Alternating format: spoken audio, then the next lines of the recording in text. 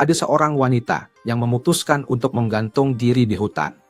Bayinya yang baru lahir memegang pedang terkutuk bernama Xiaoyu, diadopsi oleh seorang pandai besi dan diberi nama Gai. Lebih dari 10 tahun kemudian, Gai menjadi satu-satunya orang di desa yang bisa mengendalikan Xiaoyu. Gak ada orang lain yang bisa menyentuh atau bahkan melihat Xiaoyu dengan aman. Saat upacara untuk mengendalikan Xiaoyu, terjadi insiden. Karena iri dengan Gai, kakak seperguruan Gai nggak mau menerima kalau Gai adalah yang terpilih. Dalam momen penuh kebencian, dia melepas syalnya, bikin Xiaoyu langsung ngerasa niat jahatnya, dan nyendaliin seorang gadis muda buat nyoba ngebunuh dia.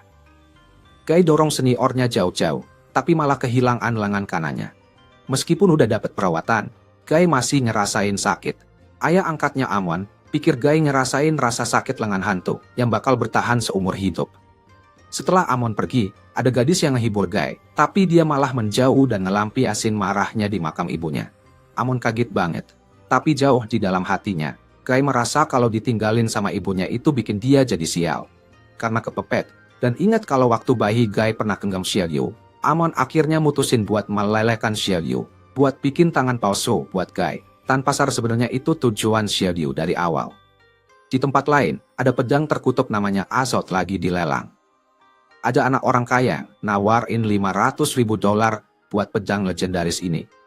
Pas dikira udah dapet, tiba-tiba ada organisasi namanya Soshidi yang tertarik juga sama pedang itu. Setelah adu tawar yang sengit, seorang pria berhasil memenangkan pedang itu dengan harga $1,5 juta. Pewaris kaya yang belum siap menyerah mencoba menghentikannya. Dia dengan sopan menawarkan sejumlah uang besar untuk membeli pedang itu, tapi pria tersebut menolak. Sepertinya konfrontasi tidak bisa dihindari. Dengan cekatan, pria itu cepat menjatuhkan seorang pengawal. Saat dia bersiap untuk pergi, muncul seorang pria berambut putih.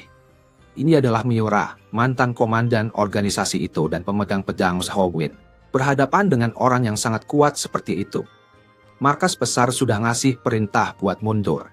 Tapi Miki yang juga punya pedang terkutuk nggak mau nurut sama rencana mereka. Di dunia ini ada 27 pedang terkutuk, dan tiap pedang punya kesadaran dan jiwa sendiri. Kalau dipegang sama orang yang niatnya jahat, mereka bisa berubah jadi Busoma yang serem banget. Nah sekarang ini, lagi ada pertarungan antara dua pemegang pedang terkutuk. Menghadapi kekuatan musuh yang gila-gilaan, Miki kepikiran buat berubah jadi Busoma dan ngelawan habis-habisan. Tapi komandan ngasih perintah mundur yang ketat. Miki pakai pedangnya buat ngeluarin serangan petir terus kabur. Tapi sayangnya, pedang legendaris Azot dicuri sama pewaris kaya raya bernama Marcus.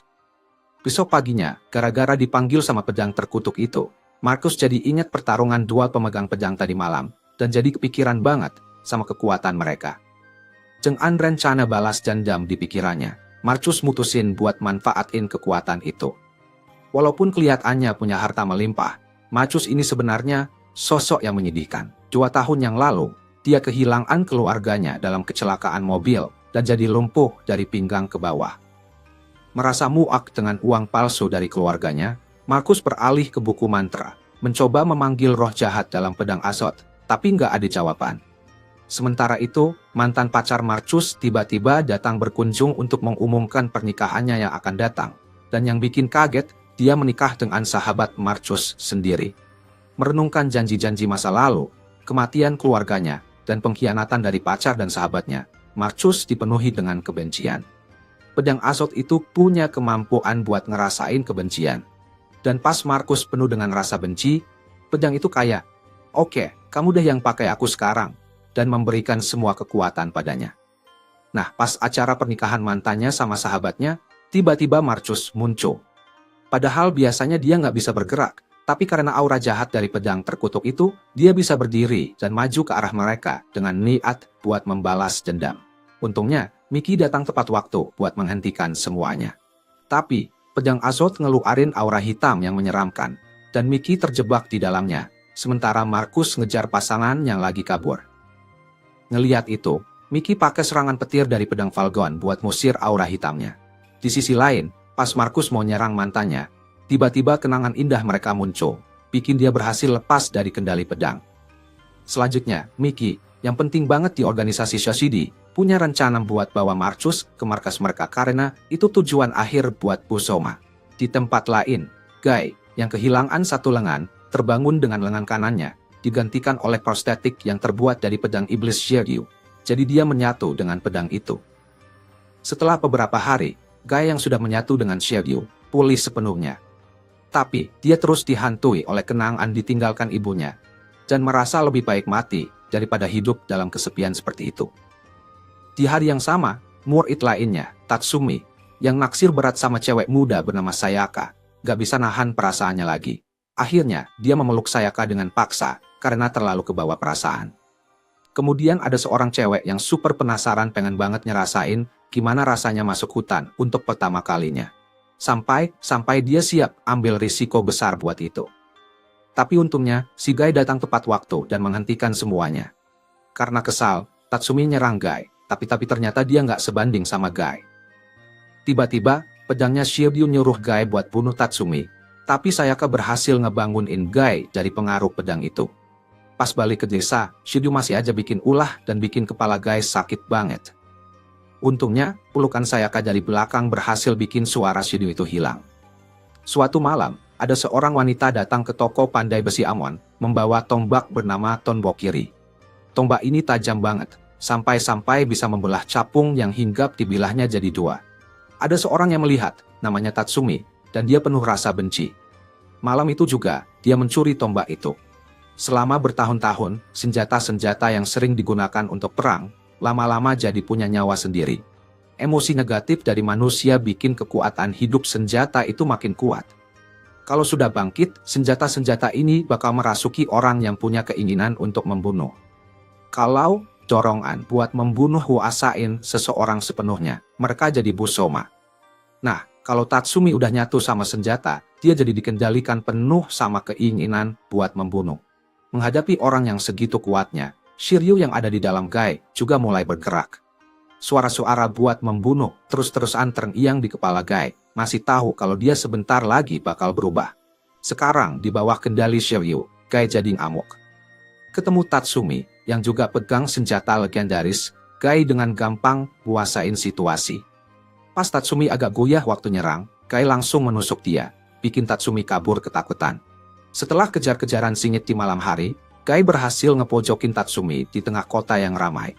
Tapi, dengan mengorbankan orang-orang tak bersalah, Hanning Bliss Tatsumi berubogi, bikin dia di Busoma. Guy berhasil menghindari serangan mendadak itu dan, dengan gerakan yang lincah, menusuk Tatsumi lagi. Sementara itu, patroli tentara dari organisasi Shoshidi melihat perkelahian mereka dan mulai menembak dari helikopter. Melihat kesempatan ini, Tatsumi menendang Guy dan, meskipun terluka, dia memaksa dirinya untuk kabur. Kemudian, Guy yang masih belum sadar sepenuhnya, mengeluarkan energi pedang yang menghancurkan helikopter bersenjata itu. Akhirnya, setelah kembali sadar, Guy yang sudah kelelahan secara fisik dan mental, pulang ke rumah. Sementara itu, Marcus dengan pedangnya, yang bernama Azot, sudah sampai di markas ketiga organisasi Shoshidi dan bertemu dengan para pejabat senior di sana. Shoshidi lagi sibuk banget nih. Mereka sedang cari cara buat menggabungkan senjata legendaris dengan manusia. Soalnya kalau riset ini berhasil, mungkin bisa bikin Busoma berubah jadi orang biasa lagi. Nah, manusia yang bisa mengendalikan pedang-pedang jahat ini disebut sebagai boneka pedang. Dan mereka bisa jadi senjata paling ampuh buat ngelawan Busoma. Marcus baru tahu dari Miki, kalau untuk jadi boneka pedang, pertama-tama, kita harus masuk ke keadaan tidur. Salah satu tugas Shoshidi adalah membantu proses ini, mirip kayak ulat yang jadi kupu-kupu. Kalau enggak, mereka bakal berubah jadi Busoma. Cara bikin mereka tidur itu cukup ekstrem, yaitu dengan cara membekukan boneka pedang sebelum mereka kehilangan akal sehatnya. Dan nanti dibangunin lagi kalau dibutuhkan. Nah, setelah Miki dan Marcus dibekukan dan ada Busoma muncul di tengah kota, komandan membangunkan boneka pedang yang namanya Seiya. Seorang cowok pirang yang jadi pemeran kedua dengan senjata legendaris di dalam dirinya. Ada alat ajaib yang namanya cakram. Nah, buat nangkap Tatsumi yang udah berubah jadi Busoma, Sia sekarang resmi ditugasin. Sementara itu Tatsumi, yang sebelumnya berhasil kabur, mau ngejar darah segar buat cepet sembuhin diri, dan sayangnya nyasar ke orang-orang yang gak bersalah lagi. Dari lahir, pedang iblis Shiryu udah jadi pelindung Guy, satu-satunya yang bisa nyampein dia. Tapi Shiryu juga pedang terkutuk yang bisa sepenuhnya ngabisin Guy kalau dikasih kesempatan. Setelah pertarungan antara Guy dan Tatsumi, Guy jadi ketakutan banget dengan kekuatan jahat yang ditunjukkan oleh Shiryu. Dia jadi kayak anak kecil dan mulai menghindari menghadapi dirinya sendiri. Sekarang, dengan pikiran kayak anak kecil, kondisi Guy bikin semua orang khawatir banget. Buat bantu Guy pulih, Sayaka ngasih banyak dukungan dan motivasi, ngajak dia jalan-jalan biar bisa lupa sebentar sama ketakutannya. Tapi, pas lagi berdoa di kuil, tiba-tiba ada masalah besar. Tatsumi berubah jadi Busoma dan muncul di depan mereka. Mereka berdua kewalahan. Meskipun Guy secara naluriah menggunakan Shiryu untuk menahan serangan Tatsumi, pikirannya yang seperti anak kecil tidak punya kemampuan bertarung. Dalam usahanya mencari darah segar, Tatsumi mengincar Sayaka. Di saat yang sangat genting, tiba-tiba ada cincin cahaya yang memotong lengan Tatsumi. Ternyata si Ia yang baru saja bangun datang tepat waktu. Dia sekarang memegang senjata legendaris Cakram dan siap menyelesaikan tugas organisasi untuk menangkap Busoma. Saat mereka berhadapan, suasananya benar-benar tegang. Ia sadar kalau Tatsumi sudah benar-benar dikuasai oleh pedang iblis itu, dan organisasi nggak bisa lagi mengembalikannya jadi manusia. Di titik ini, satu-satunya yang bisa ia lakukan adalah mengakhiri semuanya. Dia angkat tangan kirinya, lalu energi emas membentuk lingkaran, dan simbol emas muncul di atas kepalanya. Di saat yang sama, Shiryu yang udah bergabung dengan Guy juga ikut bergetar. Jelas lagi berjuang melawan dorongan buat membunuh. Setelah menyelesaikan tugasnya, si Ia sebenarnya mau langsung pergi.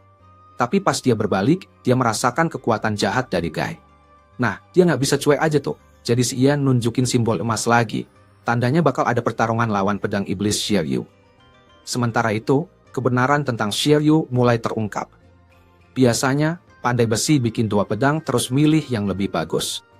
Arbisis inward Shiryu dikerti.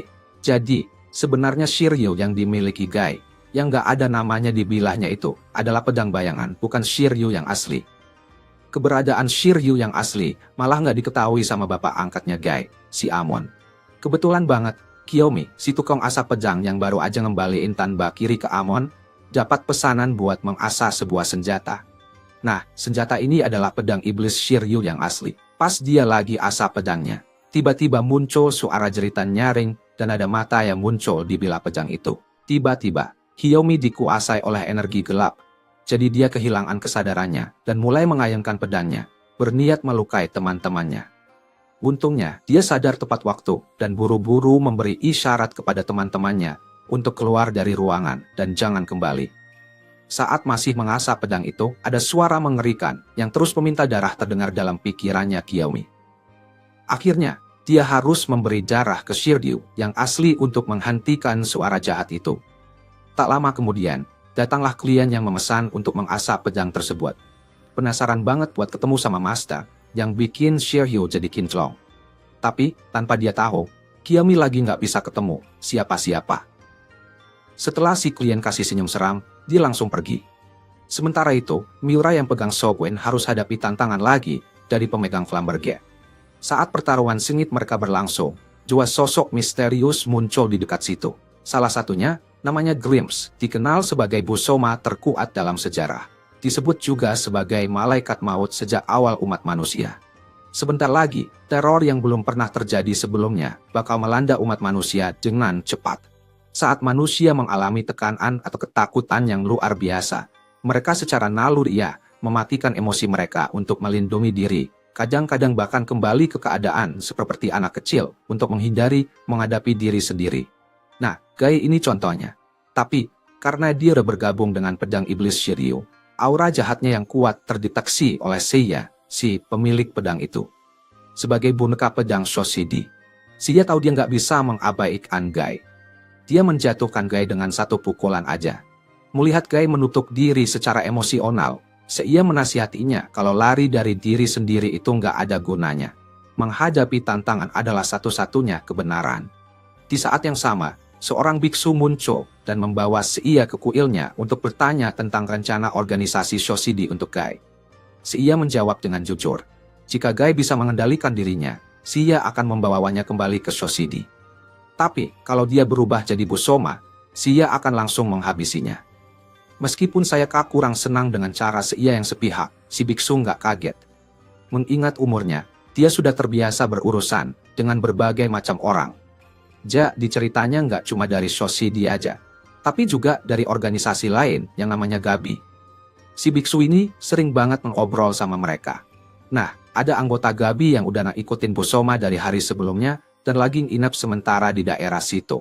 Menurut dia, cara Shoshidi yang ngelawan iblis pakai iblis itu nggak benar. Dia ngerasa kalau ngalahin Busoma pakai usaha manusia itu cara yang paling benar. Jelas berpendapat sama Xia. Jadi, kayaknya satu-satunya cara buat nentuin siapa yang benar adalah dengan bertarung. Pas awal pertarungan, orang itu langsung buang tongkat kayunya dan mengepalkan tangan kanannya menjadi tinju dengan teknik tinju Gabi yang menghapus ego diri dan mengisi tinjunya dengan kekuatan dewa untuk keadilan.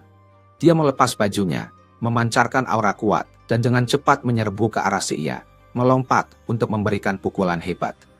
Merasakan kekuatan lawannya, Xia memutuskan untuk menggunakan senjata legendaris Cakrang untuk segera mengakhiri pertarungan. Namun, tiba-tiba muncul bayangan gelap saat itu. Melihat ini, Gai melempar batu ke arahnya. Pria itu kemudian berbalik dan berjalan menuju Gai. Jadi ceritanya, ada seorang pria yang ingin memberi pelajaran pada si pembuat onar. Dia sudah lama memantau Busoma yang bersembunyi di bayangannya, nunggu momen yang pas buat menyerang. Tiba-tiba, Busoma itu melempar banyak banget kunai ke arah Gai. Nah, ini bikin Shiryu yang ada di dalam Gai bangkit sepenuhnya. Gai berubah menjadi lebih kuat dan langsung menembus kepala Busoma sampai terbelah dua. Tapi, pertempuran belum usai, soalnya Busoma itu masih memancarkan aura mengerikan dan berbahaya. Menembakkan lebih banyak kunai, melompat ke udara untuk menyembunyikan diri, dan berhasil kabur. Nah, Xia penasaran nih, apakah Gai bakal berubah jadi Busoma?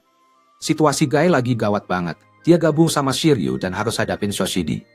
Untungnya, di tengah panggilan tak henti-hentinya dari Sayaka, Gai pelan-pelan mulai sadar diri dan bisa ngendaliin tubuhnya lagi. Meski begitu, Xia masih nggak mau ngelepasin Gai begitu aja. Di momen yang sangat penting ini, seorang biksu datang membantu. Menggunakan berbagai cara yang kurang menyenangkan untuk menahan Xia, mereka berhasil memberikan waktu bagi Sayaka untuk membawa Gai pergi. Setelah Gai dan yang lainnya pergi, sebagai kompensasi, biksu itu setuju untuk berbagi informasi dengan Xia tentang latar belakang Gai dan asal-usul pedang iblis Shiryu. Sebentar lagi, rahasia dari kedua pedang Shiryu akan terungkap. Trauma masa kecil bisa berdampak besar pada seorang anak. Anak laki-laki ini menyaksikan ibunya bunuh diri dengan gantung diri tepat setelah dia lahir. Bahkan setelah lebih dari 10 tahun, hatinya masih terjebak dalam kegelapan itu. Untuk menghancurkan pertahanan dirinya, ayah angkatnya, Aman, memberikan pedang iblis Shiryu kepada Gai. Gai bilang sendiri kalau dia nggak punya kenangan bahagia dan sering kabur dari rumah waktu kecil. Tapi dia selalu sadar kalau nggak punya tempat lain buat dituju, jadi dia balik lagi ke rumah ayah angkatnya. Yang dia coba hindari itu adalah kegelapan yang terus ngejar dia. Sejauh apapun Gai lari, dia ngerasa kegelapan itu terus mengikutinya. Dia berusaha banget cari dunia yang berbeda, tapi akhirnya sadar kalau itu sia-sia karena cuma ada satu dunia. Dunia gelap yang terus mengikutinya, siap membunuhnya. Gai nggak bisa lari, sekeras apapun dia mencoba. Jadi, Gai mengubah pikirannya. Dia memutuskan buat menghancurkan dunia ini dengan pedang buatannya sendiri untuk mengalahkan dunia dan kegelapannya. Menurut Gai, dunia ini nggak punya sinar matahari. Apa yang orang lain sebut sinar matahari, cuma realitas berbeda yang mereka jalani. Semua orang melihat hal yang berbeda. Jadi, saat ayah angkat menggabungkan Shiryu dengan Gai. Apa sih sebenarnya Shiryu itu? Jadi, senjata ini tuh bukan dibuat oleh manusia, tapi diciptakan oleh seekor naga pada zaman Muromachi, di sebuah kuil yang jauh dari ibu kota di mana orang-orang menyembah tanduk naga. Nah, ada seorang pelayan yang jadi gila dan istrinya. Mereka pengen banget mengambil tanduk naga buat diri mereka sendiri. Saat perjalanan, mereka malah membuka kotak Pandora dan keluar cahaya emas yang sangat terang, plus naga emas besar yang masuk ke dalam tubuh si wanita. Pada malam badai, dia melahirkan anak yang punya tanduk dan sisik naga. Karena ketakutan, pasangan itu meninggalkan anaknya yang kemudian diselamatkan dan dijadikan murid oleh seorang pandai besi. Seiring waktu, anak perempuan sang pandai besi jatuh cinta pada anak laki-laki yang punya tanduk naga itu. Saat di ranjang kematiannya, pandai besi itu menitipkan putrinya kepada anak laki-laki itu. Anak laki-laki yang sekarang sudah jadi pandai besi naga melanjutkan usaha tersebut, dan kemudian punya anak dengan istrinya yang tidak memiliki ciri-ciri naga. Ketika ketenaran pandai besi naga ini semakin dikenal, seorang jenderal yang mendengar tentangnya memesan senjata yang tak tertandingi. Proses pembuatannya berjalan lancar. Sampai waktunya untuk mengantar senjata itu. Sang jenderal ngotot supaya pandai besi naga menyerahkan senjatanya secara langsung. Meskipun dia nggak mau, dia terpaksa mematuhi perintah itu. Bisa ditebak, pas pandai besi naga ketemu jenderal, dia langsung disuruh buka tudungnya. Penampilannya yang mirip naga bikin semua orang kaget. Mengira ada monster yang masuk wilayahnya. Jenderal itu langsung memerintahkan eksekusi buat dia dan keluarganya. Setelah istri dan anaknya dieksekusi, baru ketahuan kalau pedang nggak bisa melukai pandai besi naga itu. Akhirnya, orang-orang menyerah. Melemparnya ke laut yang jauh. Tapi, dia selamat dan berenang ke daratan. Si pandai besi naga bertanya-tanya apakah keberadaannya bertentangan dengan kehendak Dewa. Memikirkan keluarganya yang hilang, dia mengambil keputusan mengerikan untuk membakar dunia hingga menjadi abu. Dia menempa dua pedang iblis yang dinamai Shiryu. Dia mengakhiri hidupnya sendiri dengan pedang bayangan, sementara pedang asli memenggal jenderal itu. Setelah itu, kedua Shiryu menghilang, tapi ada rumor kalau mereka akan muncul setiap kali ada tokoh kuat yang dibunuh. Kisah menakutkan ini adalah alasan kenapa Shiryu punya niat yang begitu mematikan. Sekarang setelah tahu kebenaran sepenuhnya, si ia benar-benar memahami Guy dan memutuskan untuk menunggu kepulangannya di rumah. Besok paginya, Guy pulang bersama Sayaka.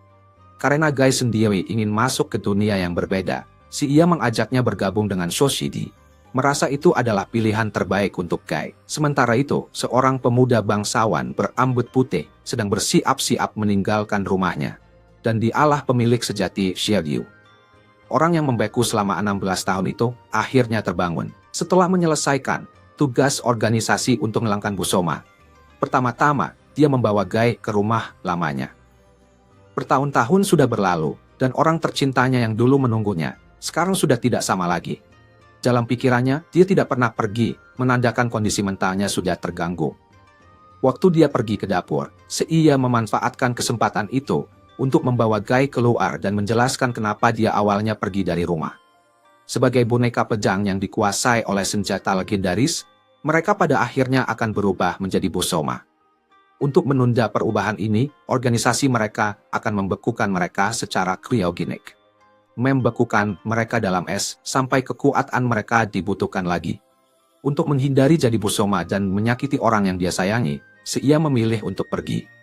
Selama Shiryu tertidur, dia tidak menua dan waktu berhenti untuknya, tapi tidak untuk orang yang dia cintai. Dia diam-diam mendukung keputusan ia tanpa bertanya soal Shoshide. Percaya padanya saat kebanyakan orang akan meninggalkan monster seperti itu. Tapi dia selalu menunggu ia. Untuk menebus semuanya, ia memutuskan untuk mengirim Guy pergi sementara waktu supaya bisa menghabiskan waktu sendirian dengan orang yang dia cintai. Saat Guy sedang jalan-jalan di luar, ada pertunjukan yang menarik perhatiannya, yaitu pertunjukan gam pedang roh. Dalam acara itu, muncul seorang cewek berambut biru namanya Midoriko di layar. Dia itu jago banget dalam game-game pertarungan, belum ada yang bisa ngalahin Midoriko. Tapi, karena itu juga, hidupnya jadi terasa membosankan dan gak berarti. Nah, pas dia lagi istirahat ke kamar mandi, cowok yang baru aja tanding lawan dia mendekati Midoriko. Cowok berkacamata itu bilang makasih ke Midoriko, karena setahun lalu, dia pernah ngalahin Midoriko di sebuah. Dia hampir saja bunuh diri. Teman-teman kerjanya menyalahkannya untuk masalah di tempat kerja, sampai akhirnya, dia terpaksa resikin. Tapi suatu hari, dia nonton pertandingan Midoriko di TV, dan itu bikin dia tertarik dan merasa kalau dunia nggak seburuk itu. Terinspirasi, dia dapat pekerjaan baru, dan menganggap Midoriko sebagai pahlawannya. Sayangnya, Midoriko nggak peduli sama pengakuan penggemarnya, dan malah memarahinya karena perasaannya yang cuma sepihak. Malamnya waktu pulang, Midoriko ketemu lagi sama pria berkacamata itu. Kesal dengan keteguhan pria itu, Midoriko yang sudah merasa kecewa dengan hidup, menyerangnya dengan marah berubah dari sosok gadis polos yang biasa. Tindakan agresif yang nyata ini lebih mendebarkan baginya daripada bermain gam. Tapi pria berkacamata itu nggak bisa tahan selamanya, dan mulai melawan balik, memukul Midoriko berulang kali tanpa niat berhenti. Meskipun itu berarti membuatnya lebam dan bengkak. Tepat saat itu, peserta yang sebelumnya bertarung dengan Miura, pemegang Flambergi, muncul. Ini mengelilingi tubuh manusia saat Flambergi terbang ke sisi Midoriko, dan membimbingnya untuk mengambilnya dan bertarung. Dengan Flamberga, Midoriko bisa jadi makhluk yang lebih dari manusia biasa. Orang-orang yang gak bersalah jadi korban karena Midoriko dikuasai oleh Flamberga. Dia cuma fokus buat menghancurkan semuanya, karena hidup kayak gitu, nggak ngebosenin. Untungnya, Kai datang tepat waktu dan langsung berubah, pakai kekuatan pedang iblis Shiryu, buat lawan Midoriko. Sementara itu, Marcus Shoshidinyah mereka dan langsung nyeru, seia buat bantu. Midoriko sadar kalau dia nggak bisa menang, langsung kabur dari tempat kejadian. Jangan sembarangan mendekati cewek-cewek muda di luar sana, karena siapa tahu di penampilan imutnya, ternyata mereka punya sisi gila. Saat itu, ada dua cowok bodoh yang menghentikan Midoriko, minta dia melayani mereka. Nggak disangka, Midoriko malah angkat bajunya sendiri, dan langsung menghabisi salah satu cowok itu dengan sekali serang. Cowok yang satunya lari sambil teriak minta tolong, tapi Midoriko langsung keluarkan api lagi dan bikin dia jadi abu. Selanjutnya ada dua orang yang gak bersalah dalam bahaya. Tapi untungnya, Kai datang tepat waktu buat ngeblok serangan itu. Tiba-tiba, ada anak cowok berambut putih teriak nama Shiryu, bikin Kai kaget. Pas Kai nanya siapa dia, Midoriko nyerang Kai pakai pisau, tapi kabur setelah beberapa kali serang. Lalu, ada seorang pria bawa pedang iblis muncul dari api yang mengamuk. Pria ini adalah mantan komandan Shoshidi, Miura, yang bisa hancurin beberapa tang, cuma dengan sekali tebas pedangnya, Soguen. Jadi gini, pasukan manusia nggak bisa ngalahin Miura. Jadi ada helikopter yang ngeluarin unit mekanik khusus. Miura nyerang lagi, tapi kali ini, serangannya gampang banget ditangkis. Unit mekanik itu tuh terus ngeluarin pedang mereka, dan mulai bertarung sengit sama Miura. Tapi sayangnya, mereka langsung kalah dalam hitungan detik. Situasinya jadi gawat banget, dan tugas buat ngalahin Miura jatuh ke pembawa pedang iblis lainnya. Pas Kai dan temannya nyampe di medan perang, pasukan manusia udah habis dibantai sama Miura. Yang masih baik-baik saja dan belum menggunakan kekuatan Busoma. Setelah teriakan-teriakan di antara kedua belah pihak, tiba-tiba muncul simbol emas di dahi Seiya, dan dia mengeluarkan senjata dewa miliknya, Cakram. Seketika, keduanya mengeluarkan tekanan yang luar biasa, siap bertarung antara Busoma dan Sword Dolls. Sebelum pertarungan dimulai, Seiya memberi isyarat kepada Gai untuk mundur dan mengingatkannya tentang kesepakatan mereka yang baru-baru ini dibuat. Saat menuju medan pertempuran, Seiya merasakan bahwa sebentar lagi dia akan dikuasai oleh Cakram dan berubah menjadi Busoma yang haus darah. Dia membuat Gai berjanji untuk membunuhnya jika dia kehilangan akal sehatnya, lalu berubah wujud. Saat pertarungan dimulai, Miura melancarkan serangan pedang ke arah Gai, tapi Gai dengan cepat menangkisnya dengan pedang iblisnya. Di saat yang sama, Seiya melempar beberapa cincin cahaya ke arah Miura, tapi Miura dengan mudah menetralkannya. Miura kemudian melancarkan serangan hebat ke Seiya. Sebagai pembuna teteran pedang iblis selama lebih dari 1 dekade, Miura telah menguasai senjatanya, Chotguen, dengan sempurna. Seiya lagi sibuk bertahan, kena serangan terus. Tapi, dia lihat Miura sempat goyah sedikit pas mau nyerang.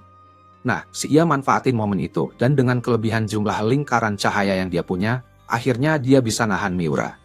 Tapi pas Seiya mau kasih pukulan terakhir yang bisa fatal, tiba-tiba pedang iblisnya malah nggak bisa dikendaliin. Miura berhasil lepas dari lingkaran cakram dan kasih serangan balasan yang parah ke Seiya. Buat cepet-cepet ngakhirin pertarungan, Miura berubah jadi Busoma, siap buat ngalahin Seiya sekali dan untuk selamanya. Untungnya, Gai kecampur. Menghadapi kekuatan Miura yang luar biasa, sekarang pilihannya masuk akal adalah bertarung 2 lawan 1. Memanfaatkan kesempatan yang ada, Seiya meluncurkan banyak cincin cahaya ke arah Miura, memberi kesempatan buat Gai untuk menyerang dengan lebih kuat. Pertarungan mereka jadi lebih seru, dengan Seiya dan Gai menyerang dari 2 sisi. Tiba-tiba, muncul sosok misterius di medan perang. dikenal sebagai Busoma terkuat yang pernah ada, disebut sebagai malaikat maut sejak awal peradaban manusia. Kekuatan dia jauh melampaui semua Busoma sebelumnya. Saat Grimm beri apa, Grimm datang, Seiya langsung tahu kalau mereka nggak ada harapan. Mereka udah terluka parah di pertempuran sebelumnya, dan nggak bisa kabur. Jadi terpaksa harus lawan Grimm. Perbedaan kekuatannya jelas banget, dan Seiya sama Guy nggak mungkin menang. Apalagi kondisi Guy makin nggak stabil. Dia pelan-pelan dikendalikan sama Shiryu dan hampir jadi Busoma. Seperti yang diduga, setelah beberapa serangan dari Grimm, keinginan membunuh Guy makin kuat. Bahkan ketika Seiya berusaha buat menyegel Shiryu di dalam Guy, semuanya terasa sia-sia. Semua usaha sia-sia. Guy udah sepenuhnya dikuasai oleh pedang iblis Shiryu, berubah jadi Busoma yang haus darah. Saat keadaan kritis, Seiya menahan serangan Guy dengan tubuhnya sendiri. Momen amuknya udah mau datang. Di titik ini, jiwa Seiya jatuh ke dalam kegelapan, sepenuhnya dikuasai oleh cakram dan berubah jadi Busoma. Sejak awal manusia ada, senjata selalu jadi alat kerja yang menderita. Tapi sekarang, perbudakan ini akhirnya mau selesai. Selama berabad-abad, senjata yang berlumuran darah manusia jadi punya kehidupan sendiri. Dengan memanfaatkan kesedihan dan keputusasaan manusia, senjata-senjata ini masuk ke tubuh-tubuh yang punya keinginan kuat untuk membunuh, berubah jadi Busoma. Dipimpin oleh Grimm, Busoma ini sekarang siap mengumumkan kepunahan umat manusia.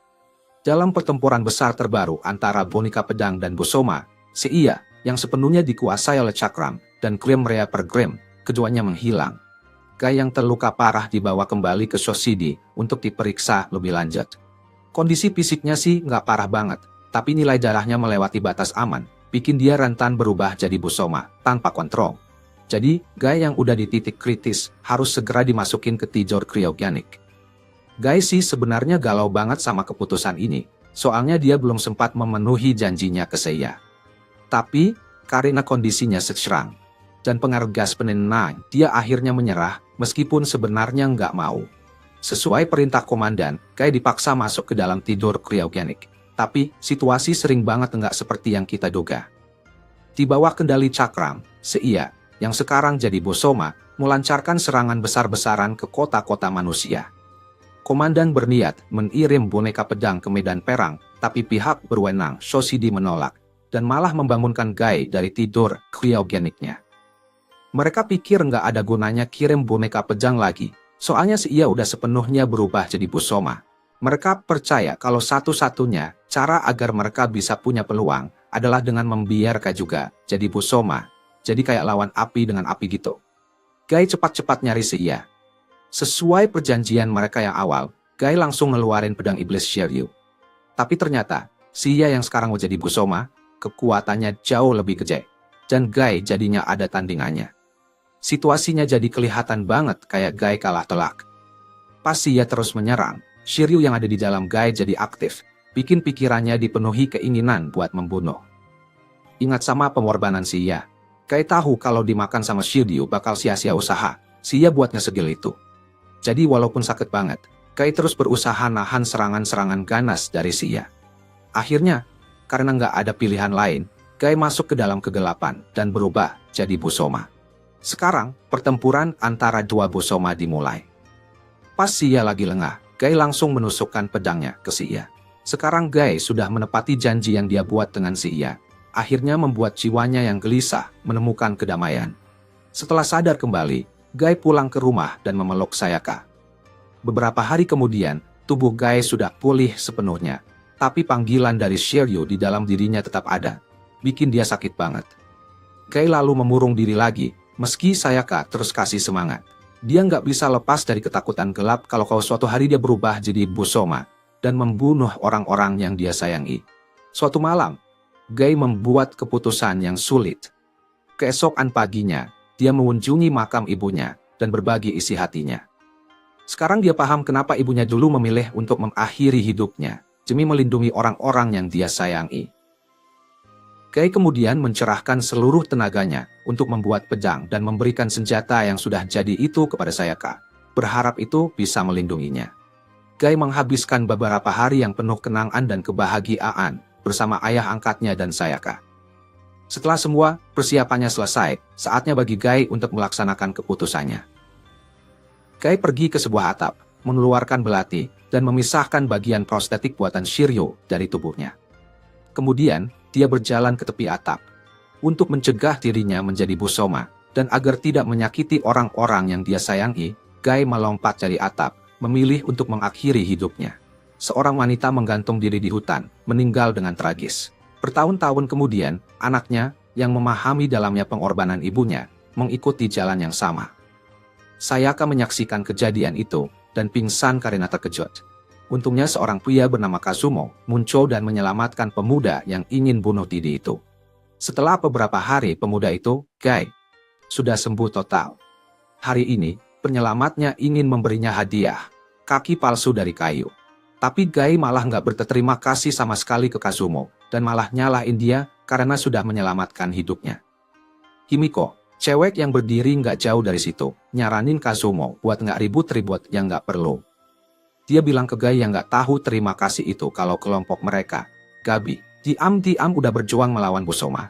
Gai adalah yang pertama jadi Busoma, dan tetap bisa memutuskan senjatanya. Nunjukin kalau dia memang unik.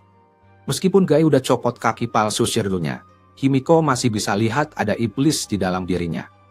Meskipun nggak yakin dengan apa yang dipikirkan Gai, dia berharap Gai nggak akan mencari kematian lagi.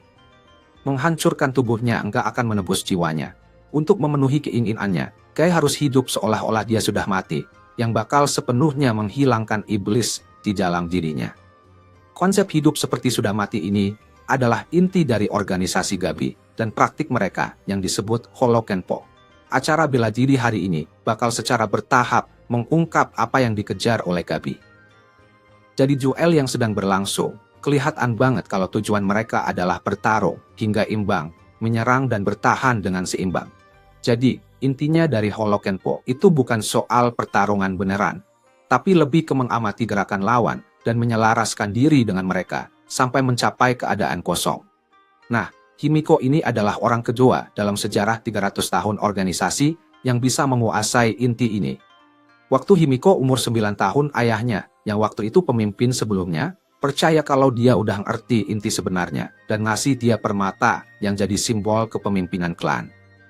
Sejak saat itu, Himiko berhasil mencapai keadaan kosong dan jadi yang orang-orang sebut sebagai Buddha hidup. Jadi gini, tubuh Himiko itu luar biasa banget. Dia punya 21 senjata terkutuk, termasuk pedang iblis, yang semuanya dia dapetin dari Busoma yang udah dia kalahin. Biasanya sih, Himiko bakal berubah jadi boneka pedang atau Busoma, atau senjata-senjata itu bakal ngebunuh dia. Tapi buat Himiko, senjata-senjata itu nggak ngaruh sama sekali, karena dia itu kayak sarung buat semua senjata. Untuk jadi sarung, seseorang harus bisa mencapai keadaan kosong, kayak bagian dalam sarung pedang. Nah, buat bantu Gai, Himiko bakal ngajarin dia latihan khusus yang nggak melibatkan Holokenpo. Tapi ngajarin dia buat nangadipin masalah-masalah batinnya. Tempat ini namanya alam api karma, di mana nasib Gai diuji. Kalau Gai bisa keluar dari lingkaran lilin, latihannya selesai. Tapi tugas yang kelihatannya gampang ini ternyata susah banget buat dia. Makin deket Gai ke api, makin kuat juga apinya, karena reaksi sama masalah karmanya yang dalam. Untungnya, Himiko turun tangan, dia nusuk tangannya ke tubuh Gai buat mengambil chi-nya, jadi Gai bisa tenang. Terus, Himiko nyerap chi-nya Gai ke tubuhnya sendiri. Mencoba memurnikan esensi jahat itu. Gak lama setelah itu, Kazuma ngasih tahu Himiko kalau api jahatnya terlalu kuat, dan kalau mereka tetap menyimpan Gai dan Gabi, bisa-bisa bakal muncul bencana. Dia ngebujuk Himiko untuk menghabisi Gai sekarang juga. Tapi, Himiko langsung nolak, soalnya tujuan Gabi itu buat ngalahin Busoma dan menyelamatkan umat manusia. Orang-orang kayak Gai yang punya beban berat, justru adalah orang-orang yang harus mereka selamatkan. Tempat ini bukan cuma buat latihan, tapi juga kuil suci buat menyelamatkan umat manusia. Besoknya, Himiko dan Gai lagi ngobrol serius nih. Dan dari situ, Himiko jadi tahu kenapa Gai dulu sempat mau bunuh diri. Ternyata, Gai nggak mau kabur dari masalah. Sejak lahir, dia udah terikat takdir sama Shiryu. Dia pikir, kalau dia mati, dia bisa putus hubungan itu, dan nggak akan ada lagi orang-orang nggak bersalah yang kena gara-gara dia. Setelah tahu kebenaran ini, Himiko mulai benar-benar menerima Gai. Dan perlahan-lahan ada rasa suka yang mulai tumbuh di antara mereka. Tapi ternyata momen ini nggak sengaja ketahuan sama Kazumo, anak buahnya Himiko. Setelah itu, Kazumo mendekati Himiko, dan memperingatkannya bahwa kemampuannya untuk menyimpan banyak senjata di dalam tubuhnya berasal dari sifatnya yang tanpa perasaan dan tanpa cinta atau kebencian. Pemimpin sebelumnya bilang bahwa cinta adalah emosi yang sangat berbahaya dan sebaiknya tidak menggantikan keadaan tanpa perasaan. Tapi, Himiko cuek aja sama peringatan baik dari Kazumo itu, karena dia yakin banget kalau dia nggak bakal punya perasaan romantis sama Guy. Sementara itu, jual Busoma yang diatur oleh malaikat maut Grims sedang berlangsung dengan intens. Grims memprediksi bahwa umat manusia akan segera punah, dan melihat dunia ini jadi arena bagi Busoma untuk bersaing. Tapi, ada satu pemicu yang masih kurang. Kedatangan Dewa Senjata, yang penting untuk kehancuran umat manusia. Nah, tempat dewa ini masih jadi misteri buat Busoma. Dengan bimbingan Phoenix, seorang Busoma yang tertindas akhirnya sampai di Gabi. Untungnya, Guy muncul tepat waktu untuk mencegah Kazumo membunuh Busoma itu. Busoma itu akhirnya sadar, dan berubah kembali jadi manusia. Nah, jadi gini, Lady Himiko pas banget nih, nemu kesempatan buat ngusir Phoenix itu. Terus ada kakek-kakek berkacamata yang tiba-tiba ngeluarin pedang panjang dan nusukinnya ke seorang pria, biar pedangnya bisa nyerap darah manusia.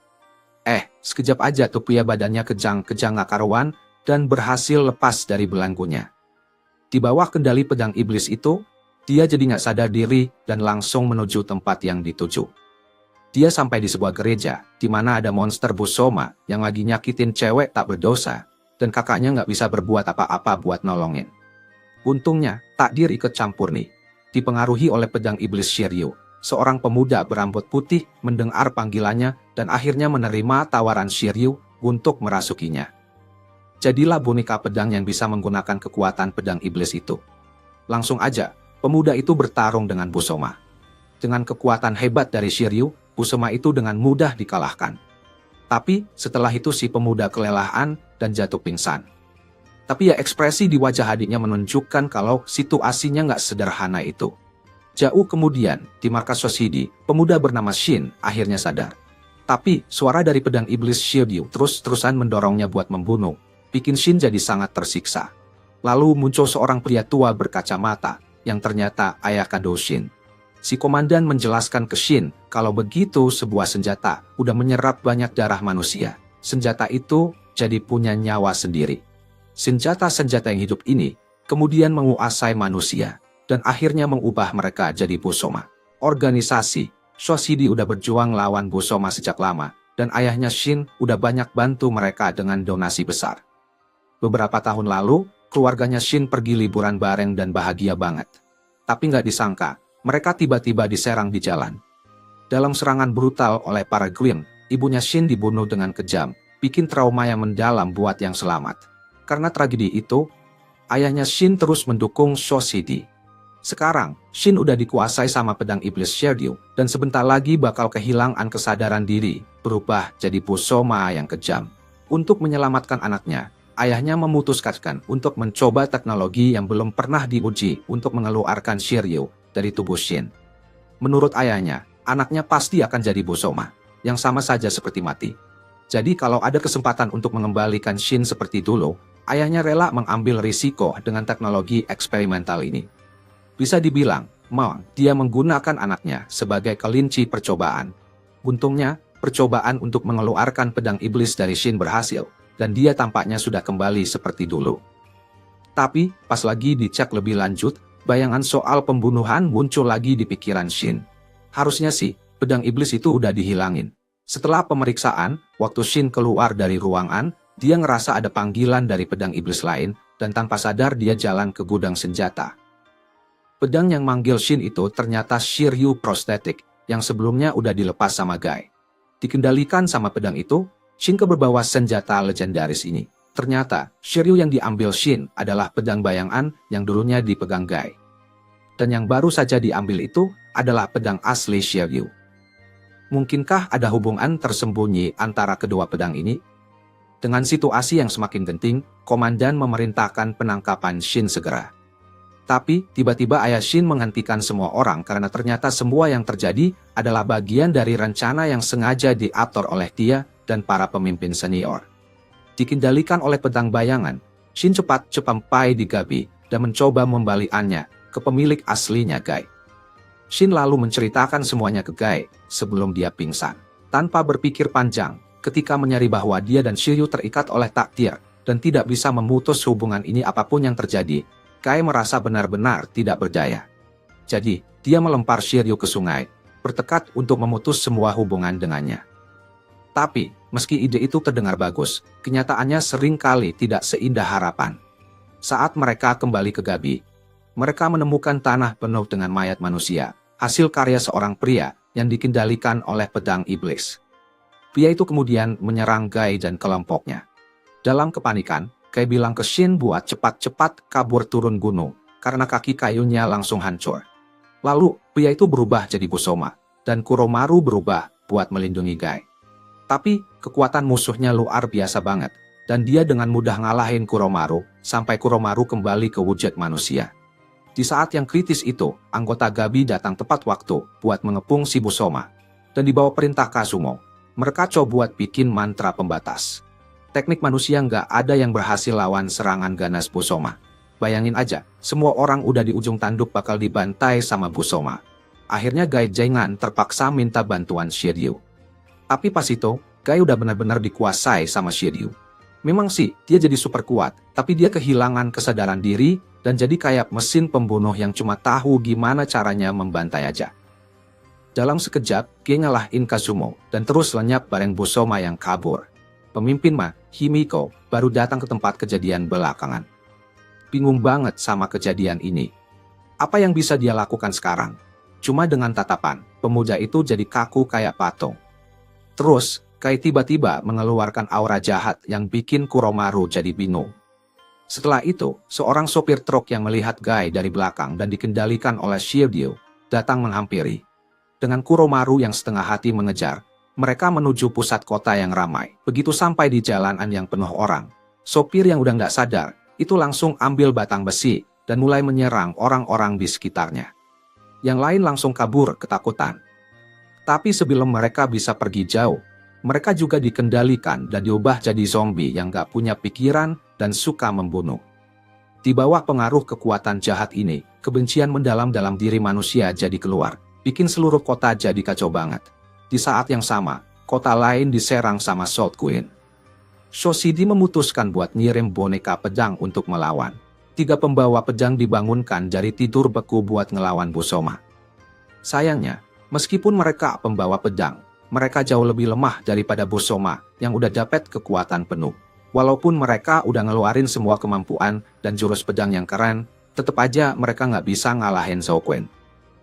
Untungnya, di saat yang tepat, Komandan Kyoka dari Shoshide nembakin peluru spesial ke musuh.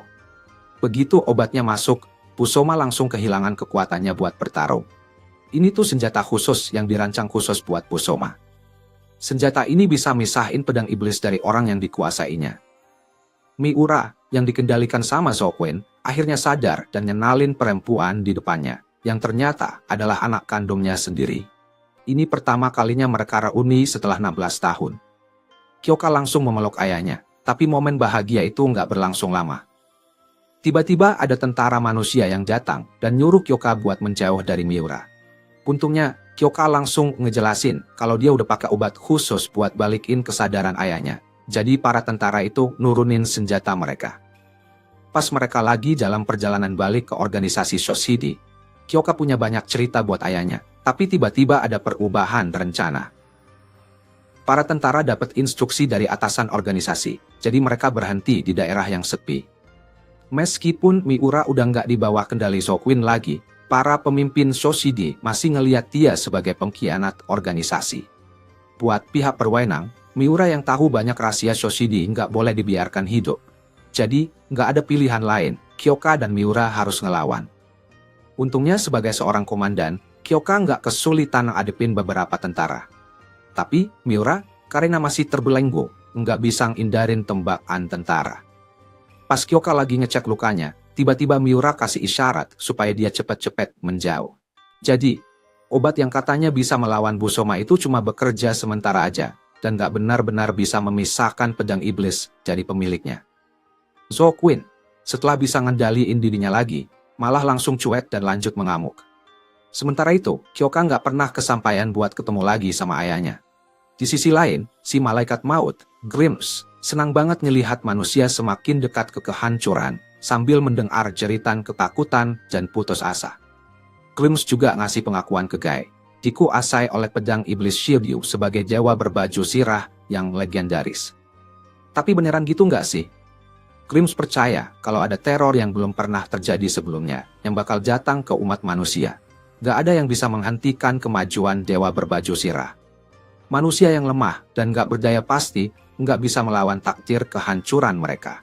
Waktu masih kecil, dia menyaksikan adegan mengerikan di mana calon ibu tirinya dengan kejam membunuh ibu kandungnya demi naik status.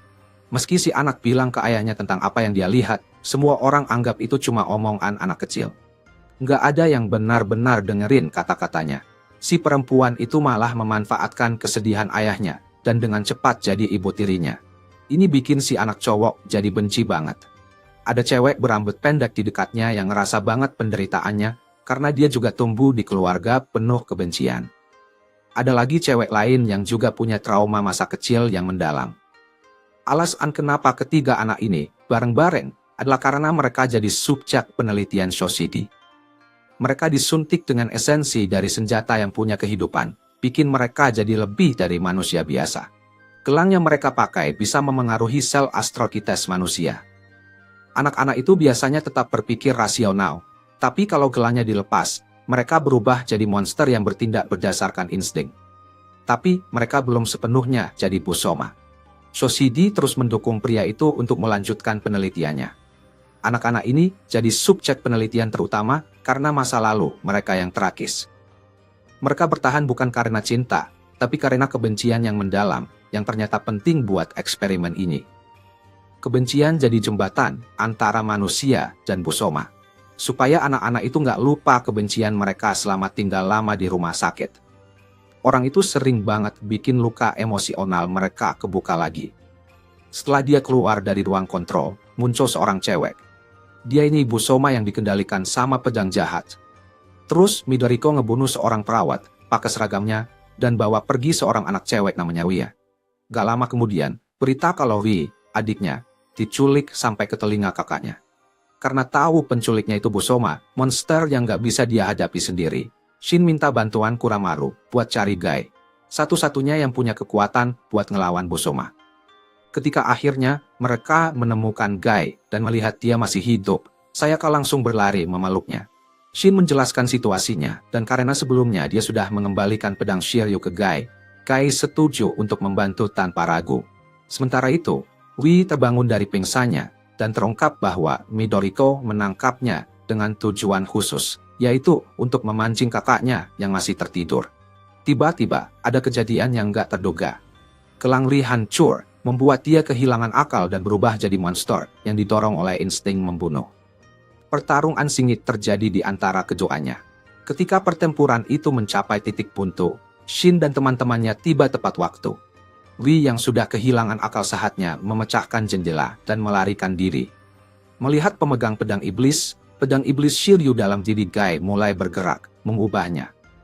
Tak percaya dengan kejadian tersebut, Sayaka berlari ke depan Guy, berharap bisa mengembalikan kesadarannya, tapi malah tertusuk dan jatuh ke genangan darah. Pada saat yang sama, Midoriko berubah menjadi Busoma dan terlibat dalam pertempuran sengit dengan Guy. Melihat Sayaka hampir mati, Shin merasa sedih banget. Suara Shiryu di dalam dirinya yang nyuruh dia buat membunuh terus terngiang-ngiang di pikirannya, dan akhirnya Shin juga jadi terpengaruh sama pedang itu. Saat Guy dan Midoriko lagi bertarung, Shin diam-diam nyerang dari belakang dan langsung mengakhiri hidup Midoriko dengan satu tebasan. Sekarang dengan Guy pegang Shiryu yang lebih lemah dan Shin yang lebih kuat, pertarungan besar mereka siap dimulai. Tapi Guy malah balik ke bentuk manusia. Soalnya, dia punya misi lain yang lebih penting buat sekarang. Dia cepat-cepat meninggalkan tempat itu. Tapi sebentar lagi duel antara cahaya dan kegelapan untuk menentukan siapa dewa bersirah sejati akan terungkap. Tubuh si cewek ini udah dimodifikasi khusus, jadi dia bisa sembuhin luka dengan cepat. Tapi ini nggak selalu bagus, soalnya kalau gelang yang dia pakai dilepas, dia bakal langsung kehilangan akal sehat dan berubah jadi monster haus darah yang suka membunuh. Hari ini, keadaan mental Ri lagi parah banget, sampai-sampai gelangnya pecah. Meskipun, dia sudah nyuruh teman-temannya buat cepat-cepat kabur. Semuanya sudah terlambat. Dalam sekejap, seorang anak laki-laki digigit dan lehernya dipatahkan oleh Ri. Seorang gadis lain kehilangan kewarasannya, karena gelangnya juga hancur.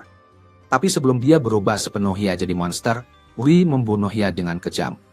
Dokter yang ada di balik layar kaget banget, dan langsung ambil senjata dari laci. Tapi senjata biasa nggak mempan lawan Ri. Akhirnya dokter itu pun menemui ajalnya sendiri. Melihat dokter itu mati, Ri perlahan mulai mengingat kejadian yang baru saja terjadi, yang membuatnya sangat sedih. Shin, yang datang terlambat dan melihat dua anak tergeletak di genangan darah, salah sangka mengira itu ulah Busoma. Dengan terburu-buru mencari adiknya Wei, Shin mengikuti jejak darah keluar dari rumah sakit. Gai, tertarik oleh bau darah dan kekacauan, juga menemukan Ri yang sudah berubah jadi monster. Ri berusaha melawan, tapi akhirnya terjatuh terkena pukulan Gai. Saat itu, Ri sadar kembali dan berubah lagi jadi manusia. As Gai mau mendekati Ri untuk cari tahu apa yang terjadi, Shin datang tepat waktu untuk menghentikannya. Ingat Sayaka yang terluka parah karena Gai, dan melihat adiknya Ri sekarang tergeletak, Shin mengeluarkan pedang iblis Shiryu untuk menantang Gai. Tapi, walaupun Shin sudah dikuasai pedang iblis itu, kekuatannya belum bangkit sepenuhnya, dan dia tahu banget kalau dia belum bisa mengalahkan Gai. Sementara itu, Ri tersadar, dan biar nggak kehilangan akal sehatnya dan nyakitin orang-orang yang dia sayang lagi, dia lari ke arah hutan. Shin langsung ninggalin ide buat lawan Gai, dan buru-buru ngejar Ri. Tapi, Ri sengaja ngehindar dari kakaknya, jadi nggak gampang buat nemuin dia. Selain itu, posisi Shin juga bahaya, karena nggak lama lagi dia bisa aja kena nasib buruk harus ngebunuh adiknya sendiri. Tapi, justru situasi ini yang bakal bikin kekuatan penuh pedang iblis Shiryu di dalam dirinya bangkit. Adiknya berubah jadi monster yang beringas. Tanpa sepengetahuan kakaknya. Pada saat yang sama, ada Busoma yang muncul di kota, mencari balas dendam karena kehilangan satu-satunya teman. Ketika Shin datang membawa pedang iblis Shiryu, Busoma bernama Kuromaru mengenalinya, dan berubah kembali menjadi manusia. Untuk mendapatkan dukungan dari pria muda itu, Shin mulai membujuk dengan kata-kata, menawarkan persahabatan sejati. Dia terus memanipulasi Kuromaru, mengatakan bahwa untuk menyelamatkan Gai, dia harus mengalahkannya, karena Gai sedang dikendalikan oleh monster. Satu-satunya cara buat nolongin Gai adalah ngalahin iblis yang nguasain dia. Tapi, niat Shin tuh sebenarnya buat kepentingan pribadi aja. Dia tuh nggak benar-benar mau nyelamatin Gai, tapi Kuromaru nggak tahu dan malah kena tipu Shin. Sementara itu, di pusat komando Shoshidai, pos-posnya mulai curiga sama ayahnya Shin, Mitoba. Ternyata dia diam-diam ngutang-atik obat yang dikembangin Shoshidai buat ngelawan Busoma. Awalnya, obat itu kelihatannya bisa ngurangin sifat iblis di Busoma, bikin mereka kelihatan lebih manusiawi kalau dilihat dari metriknya. Tapi, sifat jahatnya bakal naik drastis setelah itu, tetap tinggi banget, dan kayak jadi pemicu buat Busoma. Matoba percaya kalau Busoma itu adalah masa depan umat manusia. Jadi karena manusia bergantung banget sama senjata buat bertahan hidup dan maju, lama-lama mereka bakal nyatu sama senjata itu. Matoba berpendapat kalau ini adalah evolusi yang masuk akal yang bakal bikin Busoma lahir. Setelah bertahun-tahun melayani manusia, Matoba sampai pada kesimpulan kalau manusia itu kayak kena penyakit yang nggak bisa disembuhin, dikuasai sama emosi-emosi nggak berguna kayak kebingungan, rasa sakit, kesedihan, dan ketakutan. Menurut dia, jadi Busoma bakal bikin manusia terbebas sepenuhnya. Tapi, ide-idenya yang ekstrem ini jelas nggak bisa diterima sama para pemimpin. Sayangnya, mereka nggak cuma nggak berdaya lawan Matoba, tapi juga akhirnya dibunuh sama pembunuh yang dia kirim. Di tempat lain, Gai, yang sekarang udah jadi Busoma, lagi bertarung lawan Busoma lain. Meski musuhnya udah berusaha keras, mereka tetap nggak bisa ngalahin bentuk baru Gai. Kimiko, pemimpin Gabi, datang tepat waktu dan langsung merasakan bahaya. Pertama, dia berhasil merebut senjata ganda Busoma dan menyerapnya ke dalam dirinya. Tapi, kekuatan besar dari senjata ganda itu terlalu berat buat Himiko yang manusia biasa, jadi dia nggak bisa lanjut bertarung. Sementara itu, Shin coba nyerang diam-diam, tapi dengan mudah ditahan oleh Gai. Shin lalu kasih kojek ke Kuromaru buat cepat-cepat berhentiin tindakan buruk Gai. Tapi, Kuromaru ragu-ragu, nggak tega buat nyakitin temannya sendiri. Melihat itu, Shin jadi sangat kesal. merasa dikhianati sama Kuromaru. Dia pun menyerang Gai lagi. Tapi tiba-tiba, Sayaka muncul dan mengingat saat dia, di bawah pengaruh pedang iblis Shiryu, memotong lengan Gai. Sayaka merasa sangat menyesal kepada Gai. Adegan ini membuat Shin jadi gila. Meskipun sebelumnya diserang oleh Gai, dan meskipun sudah memberikan darahnya sendiri untuk menyelamatkan nyawa Sayaka, dia nggak bisa mengerti kenapa semua orang meninggalkannya. Hampir jatuh, Shin dikelilingi oleh emosi negatif. Gai bersiap untuk menghabisi Shin. Tapi tiba-tiba saudara perempuannya muncul. Shin lagi bertarung habis-habisan sama Gai untuk nyelamatin diri dari bahaya yang lagi dia hadapi. Tapi di tengah-tengah pertempuran itu, Shin gak sadar kalau dia lagi berhadapan sama kakaknya yang dia seiang banget. Dia malah mikir kalau monster itu udah nyulik kakaknya. Dalam kekacauan itu, Shin gak sengaja nyerang kakaknya dengan pedangnya. Begitu kakaknya balik ke wujud manusianya, Shin baru ngerti kesalahan parah yang dia buat. Tapi semuanya udah terlambat. Dikhianati sama temen, dikhianati sama pacar, dan ngeliat kematian tragis kakaknya, Shin benar-benar hancur. Pada saat itu, kekuatan pedang iblis di dalam dirinya bangkit. Siap-siap untuk pertarungan seru dengan Gai, yang bisa meledak kapan aja. Di tengah jeda pertarungan antara Gai dan Shin, Kuramaru bawa Ri pergi dari medan tempur. Sementara itu, Sayaka pakai belati pelindung yang dikasih sama Gai buat nusuk dia dari belakang. Karena dia pikir itu satu-satunya cara buat nyadarin Gai. Pada saat yang sama, Jotku and Miura datang dan bantu Gai yang terluka buat kabur. Grimes tiba-tiba muncul dan menyuruh Miura untuk mundur cepat-cepat, sambil menjelaskan kalau kekuatan dari dua pedang Shiryu harus selaras dulu supaya dewa bersenjata bisa muncul. Mereka harus menunggu momen yang tepat. Setelah itu, Sayaka dibawa pergi oleh Himiko yang merawat lukanya. Besoknya, Miura pergi ke kuil sang biksu, berniat buat bikin keributan, tapi malah lengannya ditebas sama pedang bernama Mikazuki yang dibuat dari baja dewa. Soalnya, kalau ada pedang iblis di dunia ini, pasti juga ada kekuatan dewa untuk melawan mereka. Senjata seperti Mikazuki itu sederhana dan murni, nggak ternoda, dan cuma diisi dengan emosi manusia. Jadi, keinginan Miura buat membunuh nggak sebanding sama kemurnian Mikazuki. Walaupun Miura kalah dalam duel, dia menyerap Mikazuki ke dalam tubuhnya dan pergi menemui Grimes. Bingung, Miura pengen tahu maksud Grimes soal dewa bersenjata. Tapi Grimes agak enggan buat cerita lebih lanjut, dan sambil merasakan keraguan Miura buat membunuh, mengakhiri hijabnya dengan sekali tebasan. Sementara itu, Shin pergi ke markas Shashidi, di mana alasan dibalik tindakan ayahnya akan terungkap. Ternyata Grimes telah membunuh ibunya Shin, membuat ayahnya Shin takut dan benci pada Busoma. Untuk memahami apa itu Busoma, dia mulai berhubungan dengan organisasi Shashidi. Tapi, dia segera menyadari bahwa semakin banyak dia belajar tentang Busoma, semakin tidak bisa memungkiri perasaannya. Dia mulai mengagumi Busoma karena kekerasan murni dan kehadiran mereka yang kuat. Dia percaya bahwa cinta terbaik yang bisa dia berikan kepada anak-anaknya adalah dengan mengubah mereka menjadi Busoma. Dia melihat potensi di Shin dan adiknya Rie. Kematian tragis ibu mereka sudah menanamkan kebencian dalam diri mereka. Meskipun eksperimen untuk mengubah Ri menjadi Busoma secara artifisial gagal, hal itu tetap membantu dengan membuat Shin semakin putus asa dan menghancurkan harapan manusianya, yang akhirnya membuatnya menjadi Busoma dan membebaskannya dari kelemahan jiwa manusia. Sekarang, tidak ada yang bisa membuat Shin sedih, bahkan kematian ayahnya sekalipun. Di sisi lain, Gai yang udah balik ke wujud manusia, ngalamin jalan yang beda banget. Dia nyari Himiko dan minta dibunuh langsung, tapi Himiko nolak. Setelah itu, Gai dan Sayaka ngobrol sampai Shin datang dan nyerang mereka. Shin nusuk Gai dan bawa Sayaka pergi. Pas Gai bangun, meski Himiko udah berusaha nahan dia, Gai tetap pengen nyelamatin Sayaka. Dengan berat hati, Himiko ngurusin luka-luka Gai. Setelah Gai pergi, Himiko menangis nggak berhenti-berhenti saat pedang-pedang iblis di dalam dirinya dilepaskan.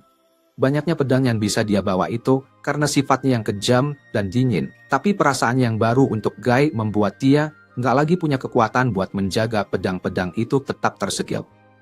Akhirnya, Kazumo memeluk Himiko erat-erat saat mereka menghadapi kematian bersama. Setelah menunggu lama, pertarungan antara Shin dan Gai akhirnya pecah. Sebuah pertempuran antara cahaya dan bayangan untuk menentukan dewa bersenjata sejati. Saat mereka bertarung dengan Singit, Grims, yang sudah mengamati dari tadi, jadi sangat kesal karena baik Shin maupun Guy belum berubah menjadi senjata. Yang penting banget buat lahirnya dewa bersenjata itu. Pas melihat emosi manusia mereka yang masih ada, Grims datang dan mencoba membunuh Sayaka di depan mereka. Gara-gara itu, Guy dan Shin terpaksa kerjasama buat lawan Grims. Tapi, kekuatan Grims tuh luar biasa kuat, dan mereka nggak bisa ngalahin dia kalau nggak jadi Busoma. Di saat kritis, Ri yang ajaibnya selamat dari masalah sebelumnya, dan Kuramaru datang membantu. Buat menghentikan Grims biar nggak membunuh orang-orang yang mereka sayangi, Shin dan Guy berubah jadi Busoma, dan akhirnya berhasil mengalahkan Grims dengan pukulan mematikan. Grims tuh siap banget ngorbanin nyawanya demi kemunculan Ahmed God. Tapi dia lupa satu hal penting. Mau Shin atau Guy yang menang, dua pedang Shiryu yang digabung bakal tetap memanggil Ahmed God, dan itu bisa bikin manusia jadi hancur. Tapi kalau pemenangnya masih punya sisi manusiawi, dan kuat buat nggak kalah sama senjata itu, serta punya tekad buat ngendalinya, semua rencana Grims bakal sia-sia. Nah, Guy yang berhasil jaga sisi manusiawinya, dapat kesempatan buat terus hidup dari Shin. Jadi dia